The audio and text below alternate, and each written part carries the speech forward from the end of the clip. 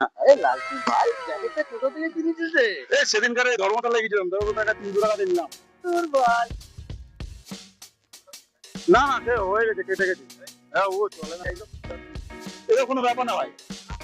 তো ব্যাপার আছে না না না, এখন ও না না, এখন কোনো ব্যাপার নেই। এখন ও হচ্ছে প্রেগনেন্ট, তো তাই জন্য ও লিঙ্ক একটা হয়। ও এখন দূরে দূরে আছে। ও হচ্ছে ওর বড়কে জিজ্ঞেস করতে আমি।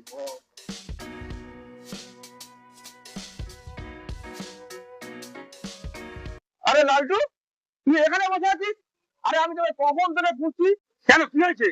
আরে পাড়ায় কেলোর কীর্তি হয়ে গেছে, সেই হেবলোর বউ তো পালিয়েছে। আমি সকাল থেকে খুঁজে যাচ্ছি, পাড়ার হেবলোর বউ পালিয়েছে। হেবলোর বউ পালিয়েছে, তুই আমাকে শোনাচ্ছিস কেন? আমি কি জানি হেবলোর বউ পালিয়েছে কেন? ব্যাপারে ব্যাপারে ওকে জিজ্ঞেস কর কি ব্যাপার। কি ব্যাপার কি ব্যাপার? আরে না রে ভাই, আমি জানতাম না যে এবার ওর সঙ্গে তোর একটু ইন্টিমেন্টু আছে। আমি ওই জন্য আর কি তোকে ফোন করছি ভাই।